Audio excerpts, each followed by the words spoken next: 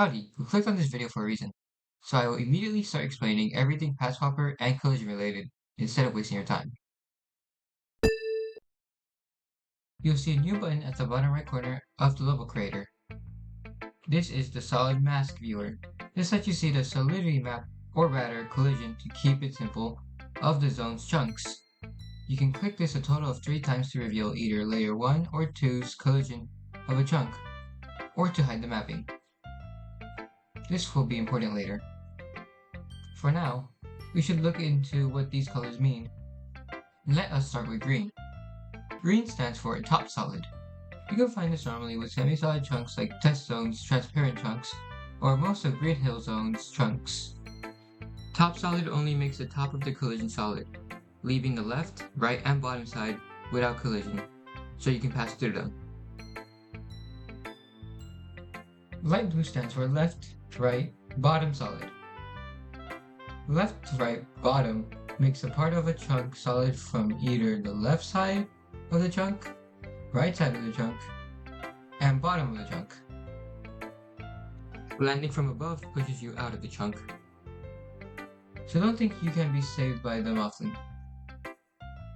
You can find this often in Emerald Hill Zone's ceiling chunks. Blue stands for all solid. All solid makes a chunk solid from every side. You can see this in places like the corners of test zone's full chunk. As for areas that don't have any colors, it just means there is no solidity on the tiles. You can freely jump and move around areas without any.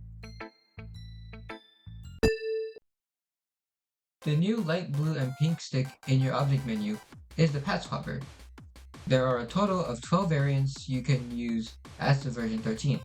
I will not be listing them due to the quantity there are, but do know that each variant is important. Now let us actually learn how to use it. Remember the layer 1 and layer 2 visuals from the solid mask viewer? Do you also notice the chunks with the light blue and pink tint on them? This is what the path swappers are for.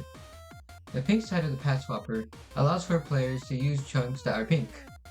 You can activate the pink side by walking inside the path swapper and exit where the pink side is.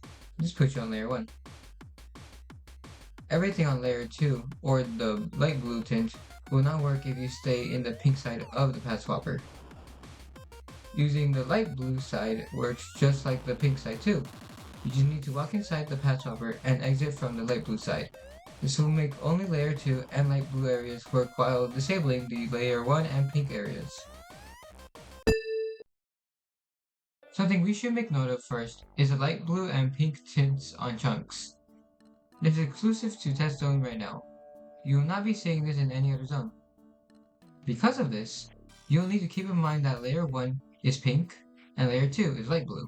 Keeping this in mind will help you memorize which side of the path swapper will trigger without having to look at either colors. You also need to know that whenever you start a level or respawn, you'll always load into layer 1. If you have an area that requires you to be in layer 2, be sure to place a path swapper nearby or on top of where the player spawns to make sure the level does not break.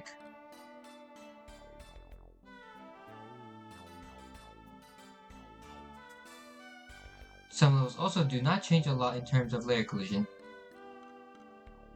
For example, all Sonic 1 zones and a couple of Sonic 2 zones don't use path swappers, so the collision will be the same no matter what. This rule isn't true for loops in CSS, however. While mentioning loops, did you know that they come with their own path swappers? This is the case for every loop in the game, which means you don't need to waste extra object space for some chunks. Test zone's top loop chunks have path swappers connected to them automatically. You can't see them, but they are 100% there. The left chunk has 2 connected. One is just placed by 8 pixels away from the chunk, and extends downwards to 2 chunks total. The other one is inside the right side, where the curve begins, and is the size of a normal small path swapper.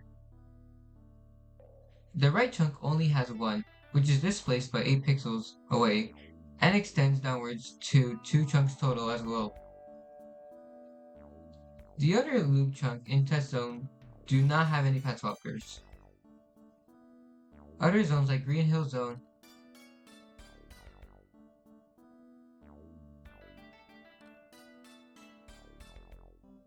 Starlight Zone,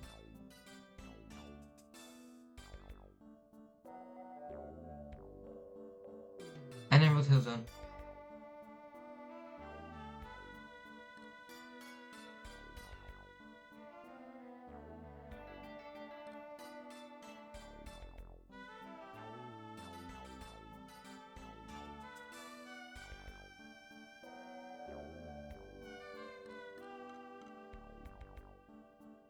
Also have path swappers automatically connected. If you have a keyboard attached, you can press Z to enable debug stats. This lets you see the chunk collision and object hitboxes like path swappers in a level while you're playing level. The collision for chunks is different, where green stays the same, blue representing left, right, bottom solid, and red representing all solid. You can also press C on the keyboard to change the layer you're standing on.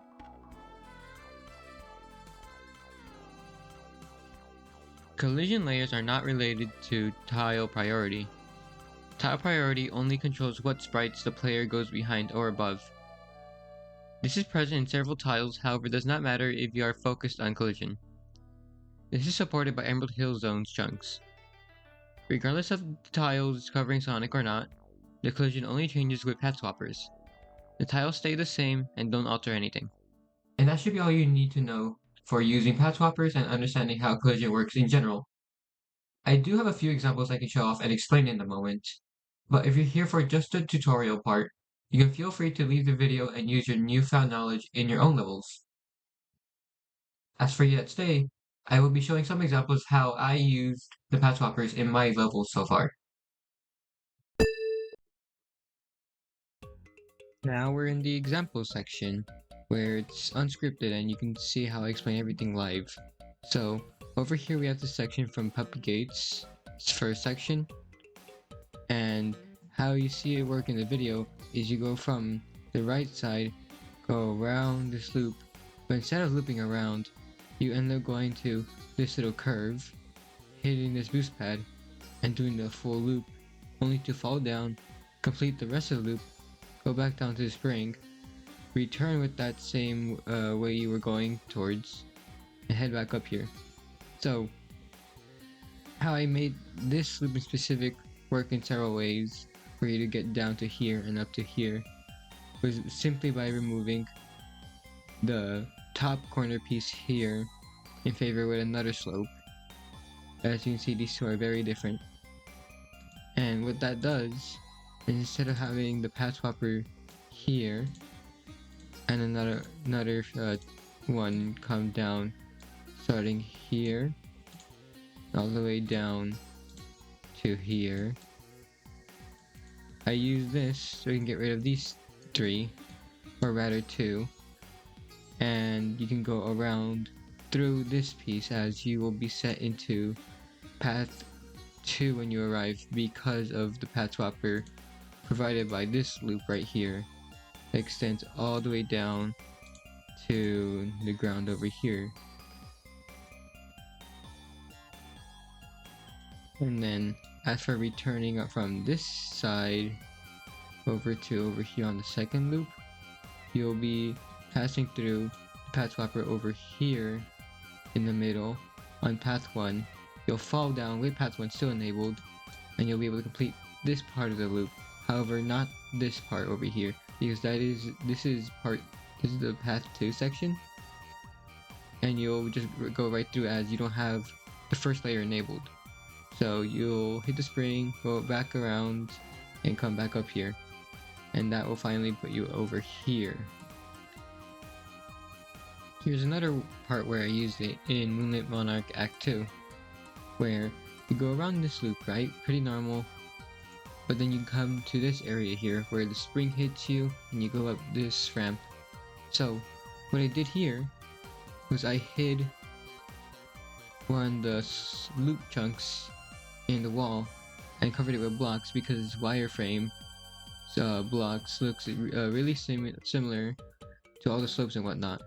And because this piece over here is low priority, the blocks cover up all of it. So now, as for the path swapper, it goes from over here to the top, and extends all the way down to here, which is enough to put you into the second path and trigger this loop piece over here, making you be able to not backtrack and stay in this area. However, a problem that might arise now is if I want to use another path 1 chunk. So what I did was over here I put another one. That way whenever you cross this area, you can see that it extends all the way down here and you'll be put back into path 1. Plus I originally had a checkpoint over here, and that would also ensure that you stay on path 1, making sure everything works just as fine. And if you backtrack as well, it'll put you in path 2, making you be able to use this part of the level again. And backtracking is impossible from over here. So everything's pretty solid. Well, not anything crazy, another thing I did, which I would like to mention here for some levels, is put a block where the loops are, specifically because I don't want people to abuse the path swappers and break a level, as they're placed offset by 8, as I already mentioned. But if you manage to somehow squeeze your way out of that, that can cause problems. So I put a block over here to ensure nothing gets out, and likewise on the other side over here. As for actual levels made in version 13 where path swappers are finally introduced, I picked out this section because specifically here, as you can see, I put the path swapper in between these two, as if you look carefully, no matter what path you're on, these tiles over here always stay on top solid. So transitioning between the two would be smooth. And then over here I have it so when you fall, you trigger path 2 down here and up here, but if you want to go back, you can still use path 1. And I made sure it stayed like this even when you fall down and get this life, because this path swapper over here is all just path 2, ensuring that nothing breaks. The final thing to note here is this path swapper at the very start. Like I said, you always start on path 1, so I put this path swapper over here so you can only stay on the second layer and not break or interfere with anything else in the level, with this path swapper over here making sure that stays true if you try going back. And that should be everything I have to show for now. If you would like some more examples, I suggest checking out Link P's own guide. There are some loop designs you can look into if you feel like using them yourself. Now there is a little bit more I want to mention about path swappers. However, that would be reaching out the CSS bubble. If you are interested about how path swappers can work on the ground only,